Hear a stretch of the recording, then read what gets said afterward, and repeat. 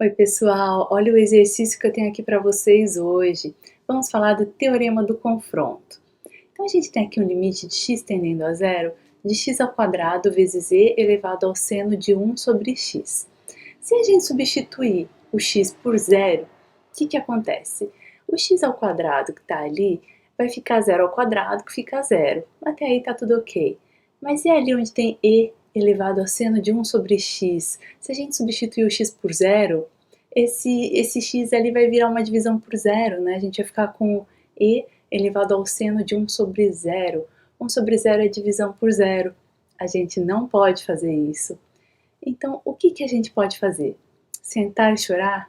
Desistir? Não! Olha só, a gente sabe de uma coisa muito importante. Função seno, gente, vamos pensar na função seno. O que acontece com qualquer seno da história da humanidade? Tá? A gente tem ali, então, o círculo trigonométrico, todo bonitinho. O seno, a gente sabe que ele vai na vertical para cima e para baixo. Entre quais valores? Qualquer seno, de qualquer valor, pode ser seno de 1, seno de 0, seno de 300.874.000,50, qualquer seno, tá? Você vai ter ele entre os valores 1 e menos 1, tá? Ali no círculo trigonométrico, tá? Que é um círculo que tem o centro com raio 1, para baixo vai estar o menos 1 e para cima está 1. Qualquer seno vai estar entre os valores 1 e menos 1. Então a gente faz o que? A gente escreve que menos 1 é menor ou igual ao seno de 1 sobre x, que é menor ou igual a 1. Aí você vai me falar, tá, mas no meu limite ali não está falando seno de 1 sobre x apenas. A gente tem ali e elevado ao seno de 1 sobre x. E aí, como é que eu faço essa mágica? Muito simples, gente. Vamos colocar tudo que a gente escreveu até agora com a base e. Então a gente vai colocar ali onde tinha o menos 1, vamos fazer virar e elevado a menos 1 é menor ou igual a e elevado ao seno de 1 sobre x, que é menor ou igual a e elevado a 1, ok? Aí você vai falar, ah, legal, mas no meu limite a gente também tem x ao quadrado multiplicado por e elevado ao seno de 1 sobre x. E agora, como é que eu faço essa mágica?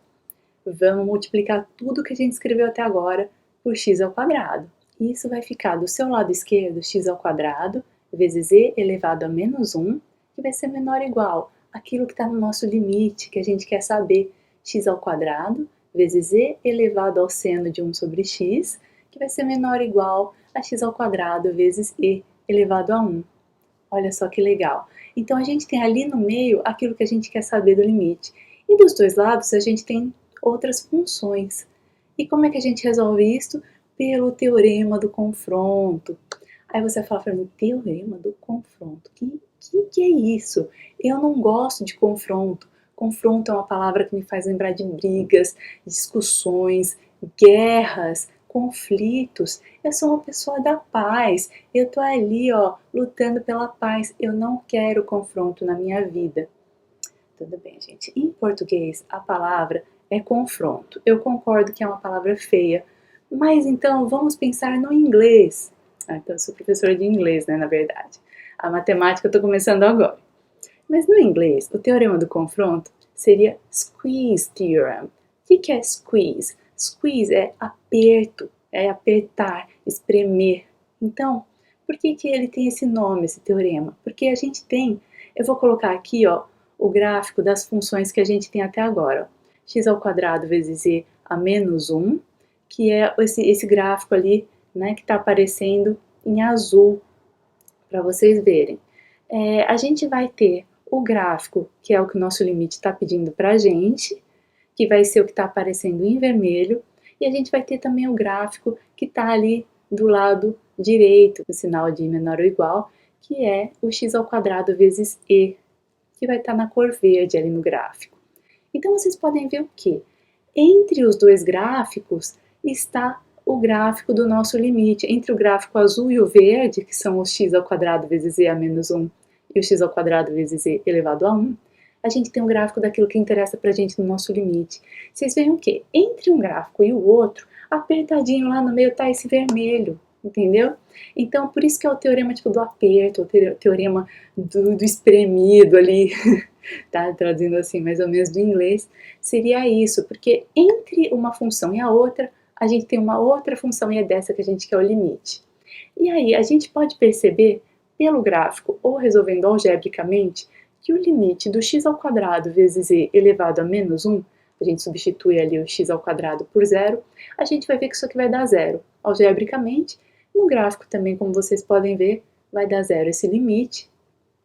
E aí, se você fizer o limite também do x ao quadrado vezes e elevado a 1, a gente vai ver algebricamente ou graficamente que esse limite também vai resultar em zero. Sendo assim, se o limite que está, vamos dizer assim, por cima, está dando zero, o limite que está tipo, do gráfico está por baixo, está dando zero, e o que está no meio vai dar o quê? Se uma coisa está entre duas coisas e essas duas coisas são iguais, né, o que tem no meio de duas coisas iguais? Então aqui a gente tem zero, né, de um lado, zero do outro lado, e no meio de zero com zero a gente tem zero. Aí o que tem entre zero e zero? É zero, gente. Então a gente pode escrever que o nosso limite é igual a zero pelo teorema do confronto. E está justificado o seu limite. E é isso. Muito fácil, não foi? Então deixa seu like, assina o canal e eu vou fazendo mais vídeos para vocês. Obrigada e até a próxima!